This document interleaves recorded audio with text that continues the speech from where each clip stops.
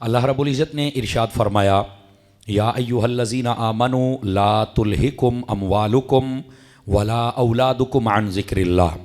फरमाया, ए ईमान वालो, तुम्हारे माल और तुम्हारी औलाद ये तुम्हें अल्लाह के ज़िक्र से कभी गाफिल न करें। इस बात की तुमने एहतियात करनी है। वमन यफ़अल ज़ालिका फ़उलाइका हुमुल खासिरून, और जो ऐसा करेगा यानी अपनी माल में उसने जी लगा लिया या अपनी औलाद में ही उसने रग़बत इख्तियार कर ली और अल्लाह के ज़िक्र से वो पीछे हट गया, तो फरमाया उसको बहुत बड़ा नुकसान होगा और ख़सारा होगा। ये है इस आयत तय्यबा का सादा सा मफ़हूम। अब आइए ज़रा इसकी तशरीह आपकी खिदमत में अर्ज़ करूँ। यहाँ पर जो फरमाया कि अल्लाह के ज़िक्र से तुम्हें तुम्हारा माल और औलाद गाफिल न करे, इस ज़िक्र से मुराद क्या है?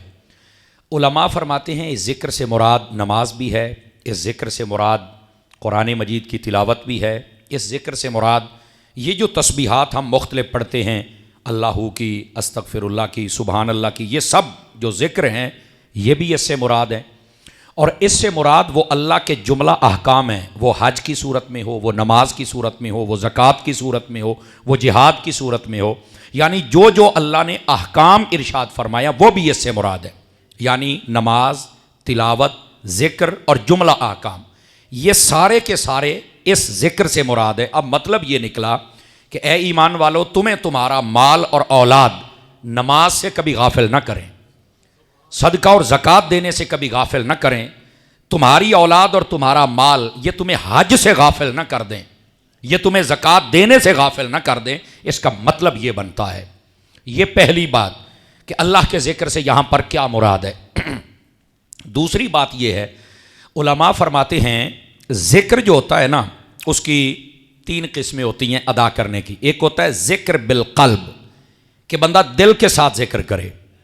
जब बंदा दिल के साथ ज़िक्र करता है तो इसके दिल में खशियत इलाही पैदा हो जाती है, इसका दिल फिर सख्त नहीं रहता, इस इंसान के दिल में नूर पैदा हो जाता है।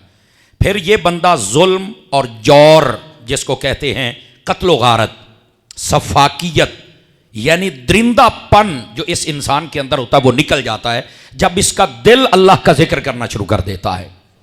और ये सूफिया में बहुत मतलब मकबूलियत का दर्जा होता है कि जिसका दिल अल्लाह का जिक्र करना शुरू कर दे, और ये अल्लाह जिसको नसीब कर दे, फिर वो ऐसी मिसाल जैसे आम हमारे बुजुर्ग देते हैं कि हाथ कार वल ते दिल यार वल, फिर वो इस दर्जे पर होता है। तो ये अल्लाह का जिक्र अपने दिल को आदत डालिए, जब ये अल्लाह की तरफ रागिब हो गया ना तो सारे काम आसान हो जाएंगे।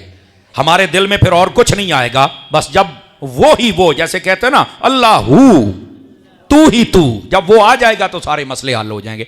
एक जिक्र की ये कैफियत होती है और इसको ज़रूर अदा करना चाहिए। दूसरी बात ये है, फरमाते हैं जिक्र बिल लिसान। दूसरी किस्म ये है कि बंदा अल्लाह का जिक्र करे अपनी ज़बान के साथ, यानी वो जो भी तस्बीह पढ़ रहा है इसमें ज़बान हमारी हरकत कर रही हो, ठीक है, वो अल्लाहू है, वो सुबहान अल्लाह है, वो तिलावत है, XYZ कुछ भी कर रहा है तो उसमें ज़बान हरकत करे कि ये कलेमात क्या पढ़ रहा है। तो ये जिक्र बिल लिसान होता है। इसका फ़ायदा क्या होता है? एक तो आदमी फजूलियात से बचा रहता है, और दूसरा फ़ायदा ये होता है कि अगर उसके पास कोई बैठा हो तो उसे भी रग़बत मिलती है कि अगर ये बंदा अल्लाह का जिक्र कर रहा है तो मुझे भी अल्लाह का जिक्र करना चाहिए। इसके अंदर एक दावत भी होती है अगले बंदे के लिए। ये पूरी महफिल को इस बात की तरफ रागिब कर देता है कि हमें कुछ वक्त अल्लाह के जिक्र के लिए निकालना भी चाहिए। और इसके साथ आदमी की ज़बान वो सुथरी रहती है और फजूलियात और लगवियात और हर किस्म की बकवासियात से इसकी ज़बान बची रहती है, और हमेशा उस ज़बान पर जिक्र खुदा जारी रहता है। अल्लाह पाक हमें यह भी नसीब फरमा दे। तीसरी बात फरमाया, तीसरा होता है जिक्र बिल अबदान, कि हमारा सारा जिस्म अल्लाह का जिक्र करे। अब इसका क्या मतलब है, सारा जिस्म कैसे करेगा? फरमाया, जब तुम नमाज पढ़ते हो तो तुम्हारा सारा जिस्म अल्लाह का जिक्र कर रहा होता है। तुम्हारा दिमाग, तुम्हारी जबान, तुम्हारे हाथ, तुम्हारी कमर जब झुकते हो, तुम्हारे घुटने, तुम्हारे पांव, तुम्हारी उंगलियां, समझे, ये सब अल्लाह के जिक्र में होती हैं। तो ये जिक्र करने की तीसरी किस्म है। तो फरमाया कि अल्लाह का जो जिक्र होता है वो दिल के साथ भी किया जाए, ज़बान के साथ भी किया जाए, और अपने जो हमारे जिस्म के आज़ा हैं इनके साथ भी हमें अल्लाह का जिक्र करना चाहिए। और ये कैसे हो सकता है? अल्लाह का जिक्र दिल से करें और उसके बाद ज़बान से करें, फिर नमाज पढ़ें, तो अल्लाह की रहमत के साथ ये सारे के सारे जिक्र पर अमल हो जाएगा और अल्लाह हमें अमल की तौफीक अता फरमा दे। यहाँ लगे हाथों अगली बात सुन लीजिए। ये जो जिक्र है इसके बारे में हज़रत सैयदना अबू सईद खुदरी रज़ी अल्लाह ताला अन्हु आपने फरमाया, आप फरमाते हैं कि ला यज़ालु लिसानका और अतबम मिन ज़िक्रिल्लाह, फरमाया ए इंसान, ये हुजूर मेरे फरमा रहे, ए इंसान तेरी जो ज़बान है हमेशा अल्लाह के जिक्र से तर रहनी चाहिए, इसमें गफलत नहीं होनी चाहिए। याद रखिए उलमा फरमाते हैं जन्नत में जब जन्नती जाएगा ना तो उसे किसी चीज़ की हसरत नहीं होगी, एक हसरत बरल बाकी होगी, और वो क्या है?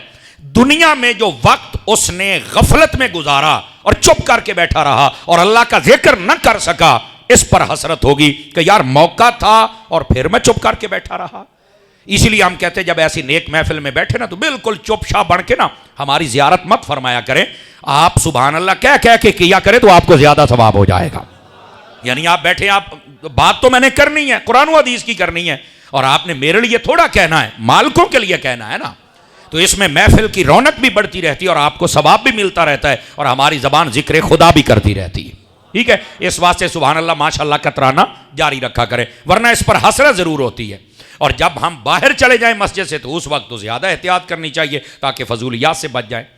बल्कि अगली बात भी तवज्जो तलब है, ये हज़रत मौला मुर्तज़ा शेर खुदा मुश्किल कुशा दामाद मुस्तफ़ा ज़ौज ज़हरा ताजदार हल्लता हज़रत अली अल मुर्तज़ा शेर खुदा रज़ी अल्लाहु अन्हु आप फरमाते हैं, लोगों जिक्र ऐसे करो देखने वाला तुम्हें दीवाना समझे। इसका क्या मतलब है? फरमाया फिर दाएं बाएं की खबर ना हो तुम्हें। ठीक है, दावत इस्लामी के इज्तिमाआत में जब जाए ना तो अमूमी तौर पर यह कोशिश करते हैं कि लाइट बंद करके या कम कर दी जाए, उसमें जिक्र किया जाए, चूंकि इंसान की तवज्जो थोड़ा बट जाती है ना, तो जब लाइट बंद हो जाए तो उसे महसूस होता है कि हूँ कोई नहीं, तो फिर ज़रा दिल जमई के साथ ये जिक्र करता है। और अगर ऐसा आप यानी इज्तिमा में ना जा सकें, अव्वल तो जाया करें, या फिर ना अपने घर में कोई टाइम रख लें, उसमें आप हूँ और जिक्र हो, ऐसा टाइम आप कर सकते हैं, बड़ा इजी कर सकते हैं। आप घर में ऐसा टाइम नहीं रखते, आप हैं और टीवी है, आप है और मोबाइल है, नहीं करते हो, तो आप है और जिक्र है, ये हो सकता है, ये हो सकता है, ये बनाने से होगा। अल्लाह करीम हमें अमल की तौफीक अता फरमा दे। तो जिक्र ऐसे करो कि देखने वाले तुम्हें मजनू समझें, दीवाना समझें, है क्या कर रहा है? फरमाया दस है ये जो करदा पे रब वास्ते करदा पे है, समझ आई? दुनिया से बेखबर होकर जब बंदा दिल जमई के साथ अल्लाह का जिक्र करता है तो ये बंदा रब को बड़ा पसंद आता है। और यहाँ उम्मुल मोमिनीन हजरत अम्मा आयशा सिद्दीक़ा रज़ियल्लाहु ताला अन्हा आप फरमाती हैं, मेरे नबी पाक का जितना वक़्त गुजरता था को ज़रूरी मसाइल और गुफ्तगू होते तो उसके अलावा नबी पाक की ज़ुबानी अक़दस पर हर वक्त अल्लाह का जिक्र जारी रहता था। ये उम्मुल मोमिनीन हजरत अम्मा आयशा पाक फरमा रही हैं। और इस मौजू पर मैं आपको आखिरी हदीस सुनाऊं, और वैसे तो बहुत सारी अहादीस फ़कीर के जहन में हैं, आयात तो ये बात भी अल्लाह की रहमत से, लेकिन बात चूंकि आगे भी करनी है, ये जिक्र के हवाले से आखिरी बात आपके खिदमत में अर्ज़ करता हूं। हदीस पाक में ये मौजूद है, फरमाया जो बंदा अल्लाह के जिक्र से गाफिल हो जाता है, जो बंदा अल्लाह के जिक्र से गाफिल हो जाता है, अहमियत नहीं देता, छोड़ देता है, फरमाया फिर वो अपने ईमान का खुद जिम्मेदार है, फिर अल्लाह उसके ईमान की जिम्मेदारी नहीं लेता है। अगर आप अल्लाह का जिक्र करते रहें तो आपका जो ईमान है वो भी अल्लाह के जिम्मा करम पे होता है। ठीक है, तो इस वास्ते जिक्र खुदा ये जरूर जारी रखा करें। अल्लाह हमें अमल की तौफीक अता फरमा दे। अच्छा, ये थी पहली बात इस आयत तय्यबा में कि अल्लाह के जिक्र से क्या मुराद है। अब जरा आ जाइए अगली बात। फरमाया वमन यफ़अल ज़ालिका फ़उलाइका हुमुल ख़ासिरून, जो ऐसा करेगा यानी अल्लाह का जिक्र ना करे और अपने माल और अपनी औलाद में ही लगा रहे, तो फरमाया कि वो बहुत बड़ा खसारा उठाएगा। यहां से कई लोग ये समझते इसका मतलब ये है माल नहीं कमाना चाहिए, ये गलत है, हलाल कमाना चाहिए। माल कमाने में पाबंदी नहीं है, जितना मर्जी कमाओ जबकि हलाल हो, और अगर हराम हो तो आप तो किसी को मशवरा भी नहीं दे सकते। तो माल कमाने पे कोई पाबंदी नहीं, हलाल है, यह भी इबादत है। दूसरी बात, बाज कहते हैं फिर अगर औलाद बंदे को गाफिल कर देती है तो फिर हम शादी नहीं करेंगे और हम तो साइड पे निकल जाएंगे, हम तो जंगलों में निकल जाएंगे, हम तो जनाब अकेले जिंदगी गुजारेंगे। बुखारी शरीफ में हदीस है, नबी रहमत सल्लल्लाहु अलैहि वसल्लम आप घर में जब ज़िंदगी गुजारते थे तो सहाबा इकराम के अंदर यह जज्बा था। आप मुख्तलिफ औकात में नबी पाक अलैहिस्सलाम की बीवियाँ जो हम ईमान वालों की माएँ हैं उनके पास जाते और कहते थे कि ए उम्मुल मोमिनीन, आप ये बताएं नबी पाक घर में कैसे इबादत करते हैं। ये उनका जज्बा था ताकि हम भी करें। तो एक उम्मुल मोमिनीन ने बताया कि नबी पाक रात को नवाफिल पढ़ते हैं। दूसरे घर में गए तो पता चला नबी पाक रोजा रखते हैं। अब तीन सहाबा, ये बुखारी शरीफ में हदीस है, तीन सहाबा इकराम थे। एक ने जब ये सारी इबादत का सुना ना किस्सा कि नबी पाक यूं इबादत करते हैं, एक ने कहा मैं तो अब हमेशा हमेशा नफल पढ़ूंगा फर्ज नमाजों के अलावा, मैंने तो और कोई काम करना ही नहीं है, बस खलास। उसने ये नियत कर ली। दूसरे ने कहा मैं हमेशा रोजे रखूंगा, मैं रोजा छड़ना ही नहीं। उसने कहा मैं ये काम करूंगा। अब जो तीसरा था उसने कहा भाई मैंने तो शादी नहीं करनी, शादी करूंगा तो ना मैं सही से नफल पढ़ सकूंगा ना रोजे रख सकूंगा, मैं तो बस इबादत ही करनी है। यह खबर मेरे नबी करीम सल्लल्लाहु अलैहि वसल्लम आप तक पहुंची। आपने फरमाया वल्लाहि इन्नी लअख्शाकुम लिल्लाह व अत्काकुम लह, फरमाया अल्लाह की कसम मैं तुमसे ज्यादा अल्लाह से डरता हूं और ज्यादा खशियत रखता हूं, लेकिन इसके बावजूद आप फरमाते इन्नी असूमु व अफ्तिरु, फरमाया मैं रोजे रखता भी हूं छोड़ता भी हूं। जब मैं नबी होके कुछ दिन रोजे रखता हूं कुछ दिन छोड़ता हूं तो तुम उम्मती होके भी ऐसे ही करो। अगर तुम कंटिन्यू रोजे रखोगे तो तुम तो मुश्किल में पड़ जाओगे। तो फरमाया कभी रखो कभी छोड़ो। मेरे नबी पाक की तरबियत देखो कैसी है, कभी रखो कभी छोड़ो। उसने कहा जी ठीक हो गया। दूसरे की तरफ मेरे आका करीम अलैहिस्सलाम ने तवज्जो फरमाई। आपने फरमाया कि तू कहता है कि मैं बहुत ज्यादा नफल पढ़ूंगा, मैं रातों को सोऊंगा भी नहीं। नबी पाक फरमाते हैं आना उसल्ली, मैं नमाज भी पढ़ता हूं, और फरमाया कि मैं जागता भी हूं और सोता भी हूं। यानी ये नहीं तुमने करना कि हर रात ही नफल पढ़ते रहो, कभी सो जाओ कभी उठ के पढ़ो, या फिर हर रात में थोड़ा सा वक्त निकाल लो पढ़ने का बाकी सो जाओ। ये मेरे नबी सल्लल्लाहु अलैहि वसल्लम ये उनको समझा रहे हैं। इसका मतलब क्या है? इसका मतलब यह है कि आप अपनी ताकत से ज्यादा काम ना करें, थोड़ा कर लें, जम के कर लें, दिल से कर लें। और तीसरे की तरफ मेरे आका करीम अलैहिस्सलाम ने तवज्जो फरमाई तो रहमत आलम अलैहिस्सलाम ने इरशाद फरमाया व अना अतज़व्वजुन निसा, फरमाया तू कहता मैंने शादी नहीं करनी, तू नहीं देखता कि मैं तेरा नबी हो के शादियां करता हूं, मैंने शादियां नहीं की हैं। तो कहा हुजूर की हैं। तो फिर आका करीम ने फरमाया मेरी सुन्नत वो नहीं जो तुम ज़हन बनाए बैठे हो, मेरी सुन्नत वो है जो मैंने बयान कर दी है। और यहां पर मेरे नबी करीम अलैहिस्सलाम ने फरमाया जिसने मेरी सुन्नत पर अमल ना किया, और इस निकाह के बारे में नाम लेकर फरमाया अन निकाहु मिन सुन्नती फमन रागिबा अन सुन्नती फलैसा मिन्नी, फरमाया निकाह करना मेरी सुन्नत है। और जिसने कहा कि मैंने निकाह नहीं करना, ये निकाह की वजह से ये मुश्किलात आ जाएंगी या परेशानी आ जाएगी, फरमाया नहीं नहीं, इस निकाह को ना मनहूस समझो ना नाजायज समझो और ना ही रुकावट समझो, ये मेरी सुन्नत है। जब तुम इस पर अमल करोगे तो समझो तुमने मुस्तफा की सुन्नत भी अमल फरमा लिया है, और सुन्नत पर अमल करने वाला मेरा है और जो नहीं करता वो मेरा नहीं है। और ये नबी पाक सल्लल्लाहु अलैहि वसल्लम की हदीस में मुल्ला अली कारी रहमतुल्लाह अलैह फरमाते हैं, जब हुजूर फरमाए ना फलैसा मिन्नी, तो इसके दो मतलब होते हैं। एक ये कि ये बंदा मेरी सुन्नत पे अमल नहीं कर रहा, और दूसरा ये कि ये मेरी उम्मत में से ही नहीं है। इसका दूसरा मतलब ये भी होता है, इनकार ना किया करें। हमारे मुआशरे में एक ये भी बड़ा अजीब मसला है, ओ नहीं जी शादी कहाँ से कर दें, अभी तो पैसे ही कोई नहीं, फलाना ही कोई नहीं, सादा शादी कर लें, आपको पैसे की ज़रूरत ही नहीं पड़ेगी। हम शादी भी तो कढ़ाई वाली करते हैं ना, कढ़ाई वाली शादी समझते हैं ना, जो 15 दिन पहले आके जनाब मरासी ढोल खड़काना शुरू करते हैं, वेला आउंदियां ने सारी गली नूं जलील किया होंदा है, और फिर बरादरी की सारी जवान बच्चियां अंदर बैठ के ढोल खड़का रही हैं, ढोलकियां कुड़दियां पईयां ने। किधर चली गई गैरत यार? मेहंदी के नाम पे क्या तूफान हो रहा है? ये शादी है? ये ना शादी तो नहीं। शादी का मतलब ये है कुड़ी मुंडा मुसलमान है, दो गवाह बैठे, हक मार मुकर्रर है, ओ कवे मैं तेनू कबूल, ओ कवे मैं तेनू कबूल, शादी हो गई है। वलीमा भी सुन्नत है, खुतबा भी सुन्नत है, ऐनी शादी है। बाकी शादी नहीं है, निरा फसादी है, ये ड्रामा है। इसके ऊपर ऐसे ही तुमने 10-15 लाख रुपए लगा देना है, और फिर बाद में क्या कहते हैं, सीख 1 महीना गुजरने के बाद अब कर्जा तो दे नहीं सकते, जरा 15 लाख एवं 20 लाख एवं उड़ा छड़िया है, तो अब बाद में फिर अपनी बहू के सारे जनाब मुखालिफ बन जाते हैं। जदों दी साडे घर आई है बरकत ही कोई नहीं, कर्जा ही नहीं लथदा पिया। मैंने कहा जब तक मंगनी थी तब तक तो ये बहू बहुत अच्छी लगती थी। उस वक्त तो सस कहती थी मैं हरनी लब्बी है, उस वक्त तो कहती थी ये तहूर है, उस वक्त तो कहती थी जदों मैं लियावांगी तो सारा पिंड वेखेगा। ते हुण जदों आ गई है तो महीने तो बाद जादूगरनी बन गई है, ये चुड़ैल बन गई है, ये मनहूस बन गई है।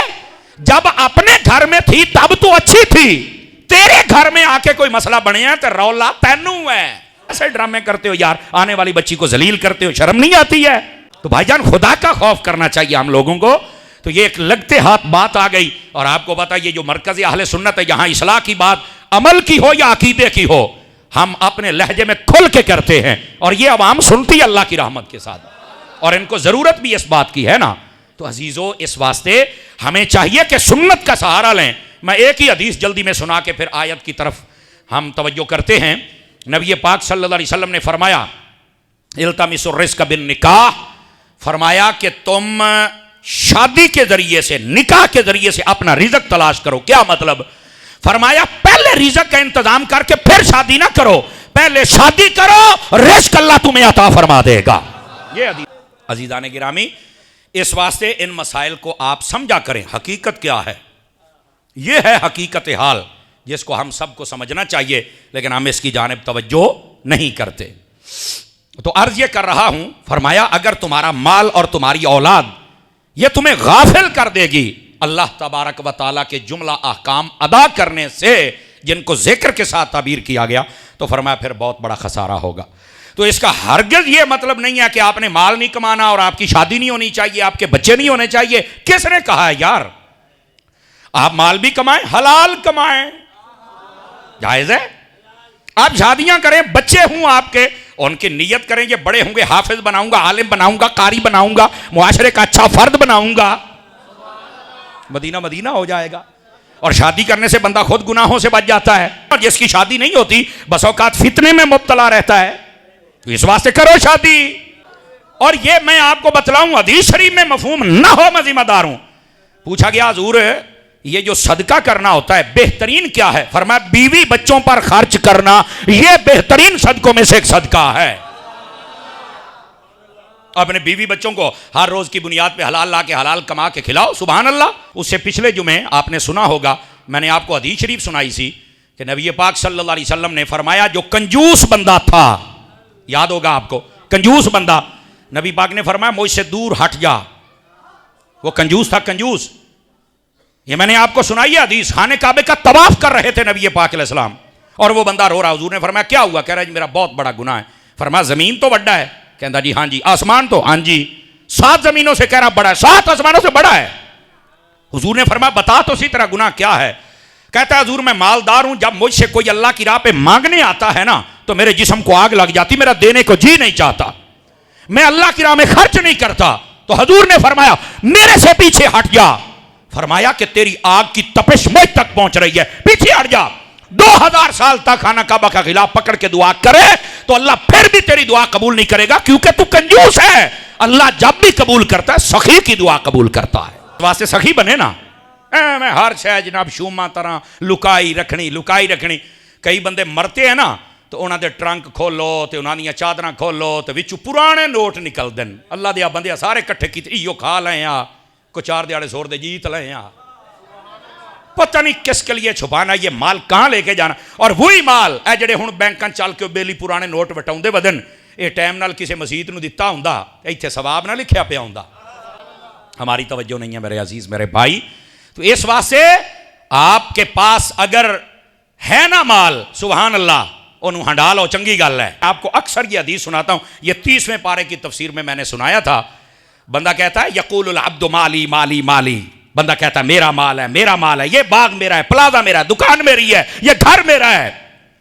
फरमाया तेरे माल, फरमाया वही है जो तुमने मा अलबस्ता व मा तसद्दक्ता, तेरा माल वो है जो तुमने अल्लाह की राह में खैरात कर दिया, वो तेरा है, ऐसे लिखा गया है। जो तुमने पहन लिया ऐ तेरा है, और जो तुमने खा लिया ये तेरा है, बाकी ते वार सांदा है। बाकी तेरा की तो हूं साह निकल जावे, किधर जाना है, सारा पिछले भीड़ जाना है। और इनके लिए जब इतना कमा के जाते हो ना तो बस औकात ये बिगड़ी हुई औलादे सामने साबित होती हैं। अगर इतना इनके लिए कमाते हो ना तो इनको थोड़ा सा जेवर दीन का भी पहना दिया करो इल्म की सूरत में, बंदे बन के रहन। वरना अम्मी अब्बा चले जाते हैं, बाद में अयाशियां करते हैं 5-7 सालों के विच नवीं गड्डियां पराडो लच पच अगे पिछे ते ओथे दी खोती ते ओथे जाके मुड़ खलोती, वो फिर वही कंगले खड़े हो जाते हैं। मैं अक्सर कहता हूं मेरे भाई सुन लो मेरी बात, अपनी औलाद के लिए हराम माल ना बनाना, हराम तरीके से ना बनाना, अपने बहन भाइयों का हक ना मारना, अपनी औलाद की खातिर। क्यों? अगर आपकी औलाद अच्छी हुई ना तो आपके होते हुए भी माल बना लेगी और आपके मरने के बाद भी बना लेगी। अगर अच्छी हुई तो तेजे गंदी हुई, बनाते तुमने रहना है, उजाड़ना इन्होंने है, कब्र में हिसाब तूने अकेले ने देना है, क्या फायदा है? आप जितनी प्रॉपर्टी बनाते हैं ना उससे ज्यादा कोशिश करें अपने बच्चे की तरबियत पर, ताकि ये झूठ ना बोलें, ये किसी का हक ना खाएं, या किसी से लड़ाई झगड़ा ना करें, ये कत्लो गारत ना करें, ये बेअदब ना बने। इनकी तरबियत पर जोर दिया करें। अल्लाह हमें अमल की तौफीक अता फरमा दे। तो जो अपने माल और औलाद की वजह से अल्लाह के जिक्र से गाफिल हो जाता है वो बहुत खसारे में रहेगा। आप देखिए बस औकात माल ज़्यादा होता है, लोग नमाजें छोड़ जाते हैं। ये नबी पाक अलैहिस्सलाम के ज़माने की मिसाल है। एक शख्स आया, हजूर मेरे लिए दुआ कर दें कि मैं गरीब हूँ, मेरे पास बकरियाँ आ जाएं। आपने फरमाया इसी पे राज़ी रह, गैबों पर ख़बरदार जानते थे ना। उसने कहा नहीं हजूर दुआ कर दो, दुआ कर दो। आपने फरमाया देख ले ये बशौकात आजमाइश होती है, गैबों पर ख़बरदार थे ना। लौडी मेरे नबी ने दुआ फरमा दी। अब जब दुआ फरमा दी, बकरियां एक रेवड़ बन गया, 2 बन गए। पहले 5 नमाजें पढ़ता था, 1 नमाज छड़ गया, दूसरी छड़ गया, तीसरी छड़ गया, जुम्मे थे आ गया। हजूर ने फरमाया लब्बो किथे? गालिबन मेरा अगर हाफजा खता नहीं खाता तो उसका नाम हातिब था। इस शख्स की मैं बात कर रहा हूं। आखिरकार इस माल की मोहब्बत में नमाजें छोड़ गया, जुमा छोड़ गया, महीने के बाद आने लग पड़ा। ओ जी माल बड़ा संभालना होता है। जब नबी पाक ने भेजा ना, फरमाया आखो ज़कात दो, कहता ले चरावा मैं तो ज़कात तुहानू देवां। इत्थे बंदा फसदा है, हमें समझ नहीं आ रही होती। माल और औलाद कैसे बंदे के लिए रुकावट, माल की मैंने बता दी, औलाद कैसे बनती है।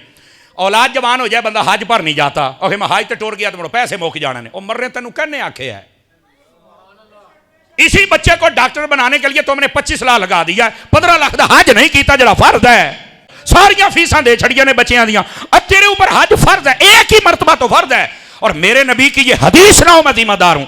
मेरे आका करीम ने फरमाया जो बंदा हज करता है अल्लाह उसकी गरीबी को ऐसे दूर करता है जैसे जंगाल वाले लोहे को आग की भट्टी में डाल के खूब गर्म किया जाए और बाहर निकाल के उसको जरब लगाई जाए। लोहा अलग, जंग अलग। जो हज करता है अल्लाह उसकी गरीबी अलग कर देता है और अमीरी अलग करके उसको अमीर बना देता है। तो इस तरह जो माल और औलाद होता है यूं रुकावट बनते हैं जी। ओ बच्चे जवान ने जी, तो बच्चे जवान होने तो मुड़ के हज होता ही नहीं। आपको कहा किसने है? किसने कहा है कि बच्चे जवान हज नहीं होता? यार अल्लाह के बंदे, तुझे सिर्फ ये डर है कि माल खत्म हो जाएगा, हालांकि माल बढ़ेगा, हालांकि तू अमीर हो जाएगा, रास्ते खुल जाएंगे। तो कभी भी अपनी औलाद और माल की वजह से अल्लाह के दीन को पसे पुस्त मत डालना। ज़कात देने से जी ना घबराए, सदका देने से जी ना घबराए, फितराना देने से जी ना घबराए, कुर्बानी देने से तुम्हारा जी ना घबराए, अल्लाह की राह में खैरात करने से जी ना घबराए। अच्छी सी अच्छी चीज़ अल्लाह की राह में खैरात कीजिए। और नमाज का जब वक्त आ जाए कोशिश कीजिए जितनी बड़ी मसरूफियत हो छोड़ दीजिए। पानी ठंडा है, करो वुज़ू, ठंडे पानी पर भी सवाब है। गर्मियां बहुत है, पक्का नहीं चल रहा, हुनी तो सवाब होना है। उस वक्त याद कर, आज ये गर्मी बर्दाश्त करूंगा तो हश्र की गर्मी में अल्लाह अपनी रहमत अता फरमा देगा। ये ज़हन बना के काम करो। मदीना मदीना, अल्लाह हमें अमल की तौफीक अता फरमाए। मेरा रब आगे इरशाद फरमाता है व अनफिकू मिम्मा और रज़क़नाकुम मिन क़ब्लि अन यातिया अहदकुमुल मौत। फरमाया जो हमने तुम्हें माल दिया है ना, इसमें से कुछ खैरात भी कर लिया करो कबल इसके कि मौत आ जाए। और जब मौत आएगी ना, फ़यक़ूल रब्बि लौला अख़रतनी इला अजलिन क़रीब, तो फिर वो कहेगा बारी ताला थोड़ी सी मुद्दत और जीने दे, मैं थोड़ा सा माल तो खैरात कर लूँ, थोड़ी ज़कात तो दे लूँ, थोड़ा तुझे राज़ी तो कर लूँ। फ़अस्सद्दक़ व अकुम मिनस्सालिहीन, ताकि मैं नेकों में से हो जाऊँ और सदका देने वालों में से हो जाऊँ। और अल्लाह फरमाता है वलन युअखिरुल्लाहु नफ्सन इज़ा जाअ अजलुहा, फरमाया हरगिज़ अल्लाह किसी को फिर मोहलत नहीं देता है, जब उसका वक्त आ जाता है, वादा आ जाता है, फिर अल्लाह मोहलत नहीं देता। वो आखिरी वक्त में कहता ज़रूर है वल्लाहु खबीरुम बिमा तामलून, अल्लाह को तुम्हारे हर अमल की खबर है। तो फरमाया जो मैंने तुम्हें माल दिया उसमें से खैरात किया करो। अल्लाह अकबर। नबी पाक सल्लल्लाहु अलैहि वसल्लम की एक हदीस सुनिए, सुनाऊं तवज्जो है तो। नबी मुकर्रम शफी आज़म सल्लल्लाहु अलैहि वसल्लम आपने इरशाद फरमाया जब कोई बंदा सेहत और तंदुरुस्ती में 1 दिरहम देता है, वो उससे बेहतर है कि जब वो इतना बीमार हो जाए कि मौत उसको नजर आने लग पड़े, उस वक्त अगर वो 100 दिरहम भी खैरात करे तो उस 1 दिरहम को नहीं पहुंच सकता। फरमाया इसको अब पता है अब तो मैंने मर जाना, तो मैं कर कुछ नहीं सकता, अब दे रहा है, ये तब देता तो इसका सवाब भी कुछ और होना था। ये एक हदीस। इसी से रिलेटेड दूसरी हदीस, नबी पाक अलैहिस्सलाम से पूछा गया हुजूर ये जो सेहत और तंदुरुस्ती में सदका ज़कात दिया जाता है इसका सवाब ज्यादा है, और जो मौत के वक्त बंदा कोई कहता है दे जी मेरे माल ही जो है ना दे दो, उसका कम क्यों है? फरमाया मजा तब होता है जब बंदे को भूख लगी हुई हो, फिर पहले रोटी खैरात कर दे कि अल्लाह राजी हो जाए, बाद में खाए। एक बंदा रज के खा लेंदा है और जो नहीं खाई जा रही हुण कहता है किसी फकीर नूं दे हो। ये मेरे नबी ने मिसाल दी है, ये तफसीर रूहुल बयान में इसी आयत के तहत ये हदीस लिखी हुई है।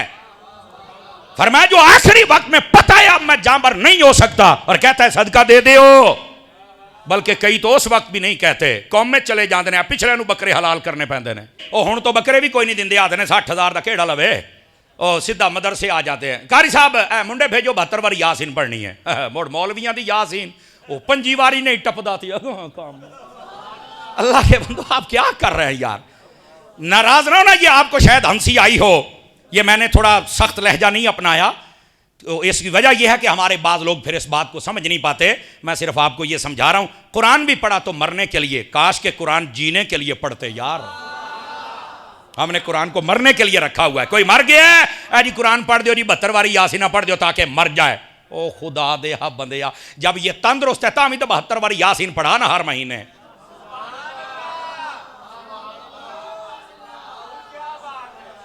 हमने मरने के लिए कुरान पढ़ने को रखा हुआ। अब अच्छा अगे मरने वास्ते कुरान पढ़ते सन, अब वो भी गया। अब होता है फोन करते हैं कारी साहब ए जी अब्बा जी चाचा जी फौत हो गए, कलाम लिखवाओ किन्ना है, ए जी मंजल दो, ए जी 5 कुरान पाक होंदा जी होर दो, मेरा अब्बा मैं मारे है। खुदा का खौफ करें, आप खुद नहीं पढ़ सकते, अब्बा तेरा है, जमीन जायदाद तू लेनी है, मेरा तो हिस्सा नहीं है, रब तू मेरे ते पाई खलोता है। तो मेरे अजीज पहले तो चलो कुरान पढ़ते थे जिंदा होने के लिए, फिर मरने के लिए, हुण वो भी गया। हुण लिखे होया बात थोक के हिसाब से 65 कुरान 500 यासीना 2200 वारी जनाब रहमान, मैं क्या अल्लाह करके पढ़ी जी होवे।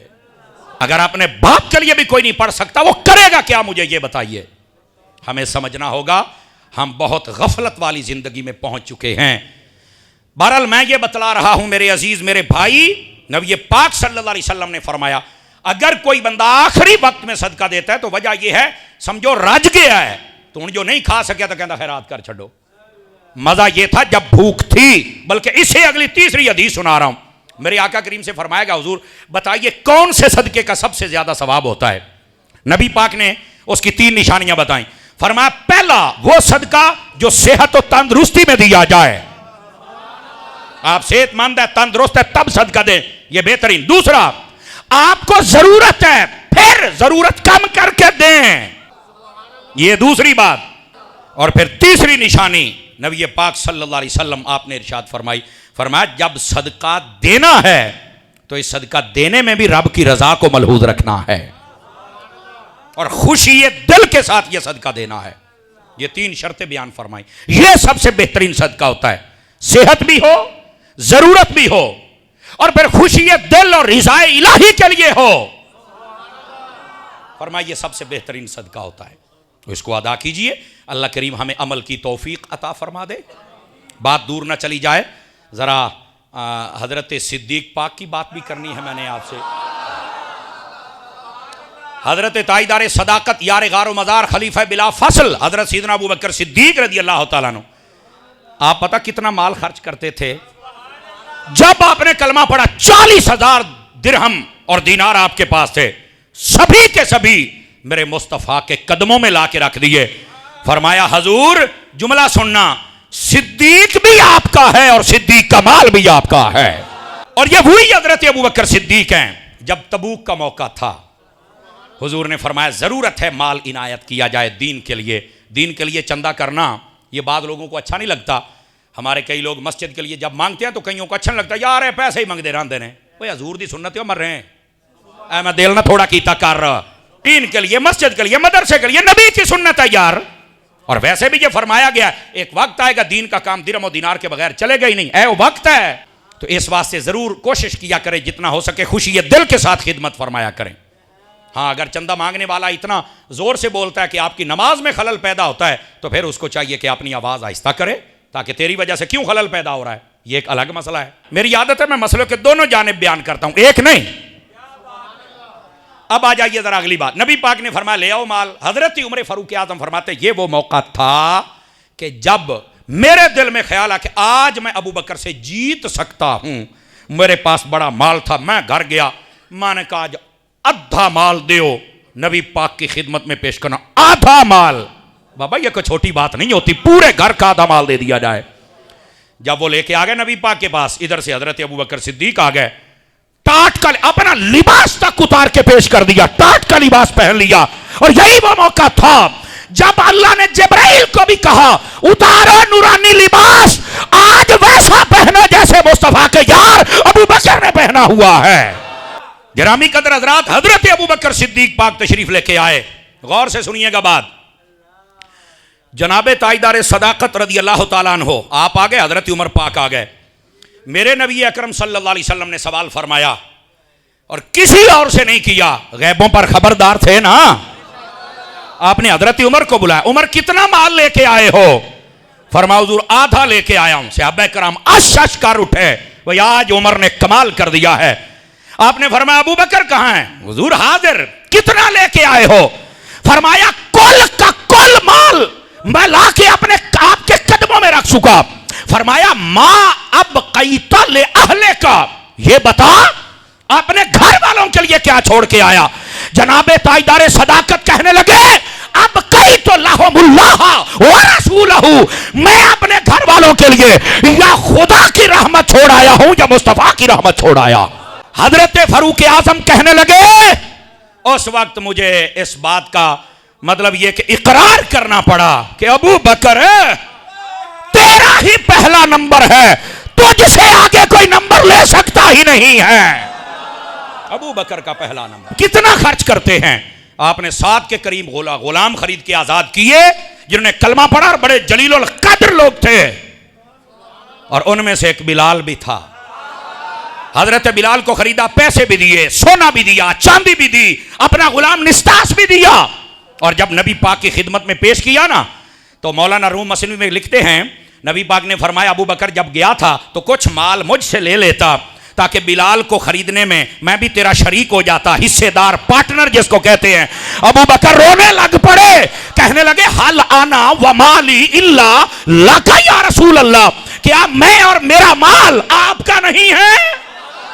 आप ये क्यों कहते हैं? और जो अगली बात कही, आज जुमला सुने आजे, इन कानों से सुन के यहां तक लाइएगा। फरमाया आका हम आपको शरीक नहीं समझते, क्योंकि जो शरीक होता है वो आधे का मालिक होता है। हम आपको हबीब समझते हैं, जो हबीब होता है वो कुल का मालिक होता है। और यही बात मेरे आला हजरत ने फरमाई, मैं तो मालिक ही कहूंगा कि हो मालिक के हबीब, यानी महबूब मुहिब में नहीं मेरा तेरा। या रसूल अल्लाह हम भी आपके हैं, हमारी औलादें भी आपकी हैं, हमारी इज्जत भी आप पे कुर्बान, हमारा माल और दौलत भी आप पर कुर्बान है। और फिर इधर देखो, मेरे नबी ने ये ना फरमाया हो मैं जिम्मेदार हूं, फरमाया मा नफानी मालो अहदन कत्तो मा नफानी मालो अबी बकर। तर्जमा सुन के लुत्फ आना चाहिए, लोहा गर्म है तो आपको जागना होगा। फरमाया अबू बकर के माल ने जितना जितना मुझे फायदा दिया है किसी और के माल ने मुझे इतना फायदा दिया ही नहीं है। अबू बकर ने इतना खैरात कर दिया, इतना कर दिया कि नबी पाक इजहार फरमा रहे हैं। और जिमें आदना मुक्दी मुकामा, मेरे नबी ने फरमाया, इश्क वाले से मेरी बात है और यहां आते ही इश्क वाले हैं, फरमाया ऐ अबू बकर, मैंने जिस जिस बंदे ने मुझ पर कोई एहसान किया है मैंने उसका बदला चुका दिया है। तूने इतने एहसान किए हैं, मैं तेरे बदले दुनिया में नहीं चुका सका, क़यामत वाले दिन रब ही तेरे बदले चुकाएगा। अब मुझे ये बताओ, जो नबी पर इतना माल खर्च करे, इतना माल, वो नबी की बेटी का बाग खाएगा? कुछ खुदा का खौफ करो यार। मेरे अजीज, मेरे भाई, ये अफसाने हैं, ये किस्से हैं, ये सिर्फ सिद्दीक अकबर की जात को मशकूक ठहराया जा रहा है। याद रखो, जो सिद्दीक पर एतराज करे, ओयो नू मुसलमान समझना तो बड़ी दूर दी गल है, मैं बंदा भी नहीं समझदा। तुम पता नहीं कहां बैठे हो। ये हजरत अबू बकर सिद्दीक, वो जी पता ही नहीं था जब सैयदा पाक ने पर्दा फरमाया। मैं जमउल जवामे की रिवायत सुनाऊंगा आप हजरात को, और 5 के करीब किताबों के हवाले मेरे जिम्मा रहे। सैयदा का जनाजा पढ़ाया ही अबू बकर सिद्दीक ने था, और यह कहना कि पता ही नहीं था, शर्म नहीं आती? नबी पाक जहां दफन है उसके पीछे मकामे तहज्जुद है, उसके साथ आज भी चले जाएं, वो हुजरा हजरत अम्मा फातिमा का है। इतना करीब मस्जिद नबी के घर हो और हजरत अबू बकर और उमर को पता ना चले, ये कैसे? और दूसरी बात, आपको पता, मैं जिम्मेदारी से कह रहा हूं, ये 6 माह तक सैयदा पाक नबी पाक के पर्दा करने के बाद जिंदा रही थी। आपको पता है 6 माह के अंदर सैयदा की खादिमा कौन थी? कसम खुदा की, मजे को मजा आ जाना चाहिए, वो खादिमा अबू बकर सिद्दीक की बीवी थी। अबू बकर सिद्दीक ने बतला दिया, हम भी हुजूर के अहले बैत के खादिम हैं, हमारी औलाद और बीवियां भी हुजूर की अहले बैत की खादिम हैं। और भाई, नबी पाक सल्लल्लाहु अलैहि वसल्लम के गुलामों, मेरे आका की बेटी के पास जो घर की खादिमा थी वो हजरत अबू बकर सिद्दीक की बीवी थी, उसका नाम अस्मा बिनते उमैस है। और ये वही हजरत अस्मा बिनते उमैस हैं। सुनिएगा, हजरत सैयदा पाक ने फरमाया कि जनाजे औरतों के जाते हैं, ऊपर अगरचे चादर होती है, मैं चाहती हूं कि चादर को भी कोई ना देखे जब मैं रुखसती करूं, जब मैं पर्दा करूं। तो हजरत अस्मा बिनते उमैस ने कहा, सुनिए, अबू बकर सिद्दीक की बीवी ने कहा, जो आपकी खादमा थी, आपके घर रहती थी, आपने कहा, हबशा में मैंने देखा जब औरतें फौत होती है ना, तो उनकी चारपाई के ऊपर ना पत्ते डाल दिए जाते हैं, छड़ियां डाल दी जाती हैं दरख्तों की, तो वो औरत नजर ही नहीं आती। हजरत फातिमा पाक ने फरमाया, मैनू ना बना के दिखा, ये कर प्रैक्टिकल। चारपाई आई, उसके ऊपर एक ये छवि बनाई गई, ऊपर पत्ते डाले गए। नबी के बाद पहली मर्तबा अगर सैयदा मुस्कुराई थी ना, तो ये मंजर देखकर जो अबू बकर सिद्दीक की बीवी ने बना के दिखाया था। ये हजरत अस्मा बिन, बीवी घर पे हो और किसी को पता ना चले, और जाए अकल दा कम इलाज करा। और फिर अगली बात, मैं जिम्मेदारी से कह रहा हूं, जब जनाजे के लिए सफे बन गई तो हजरत अबू बकर सिद्दीक ने कहा, अली जनाजा आप पढ़ाएं। कहा क्यों? कहा अली आप पढ़ाएं जनाजा। क्यों? फरमाया आप ज्यादा करीबी वारिस है ना, तो आप पढ़ाएं। फरमाया ए अबू बकर, मैं अली हूं और मैंने मुस्तफा की हदीस सुन रखी है, मेरे नबी ने फरमाया है, ला यंबगी लिकौमिन फीहिम अबू बकर अन युअम्मुहुम गैरहु अहदा, कि जिस कौम में अबू बकर हो, अबू बकर के अलावा मुसल्ला इमामत पे कोई नहीं आ सकता। आज अली नहीं आएगा, आ जाएगा तो अबू बकर सिद्दीक आएगा। यह है सिद्दीक अकबर। मौला अली फरमाते हैं, आपके अलावा कोई मुसल्ला इमामत पे आ ही नहीं सकता। क्यों? जो मेरे मालिका जो आंखें है, आपके होते हुए कोई नहीं जा सकता। जनाजा पढ़ाया ही अबू बकर सिद्दीक ने है। झूठे कज़्ज़ाबो दज्जालो, जिस तारीख का ज्यादा शोर होता है उसी से तुम्हें दिखाऊंगा, टेंशन नहीं लेनी। और ये जो मैंने पढ़ी है, ये हदीस है जमउल जवामे में है। सब तमाशा फितना 2 नंबर लोगों का है। यहां ये नहीं हुआ, यहां ये नहीं हुआ। और सिद्दीक मुस्तफा के 1.25 लाख सहाबियों में एक सिद्दीक है जिसको रब ने खुद सहाबी कहा है, किसी और को नहीं कहा। अगर कहा है तो अबू बकर सिद्दीक को कहा है। इसी बात से उलमा ने लिखा, जो अबू बकर सिद्दीक की सहाबियत का मुनकर हो जाए वो मुसलमान रहता ही नहीं है।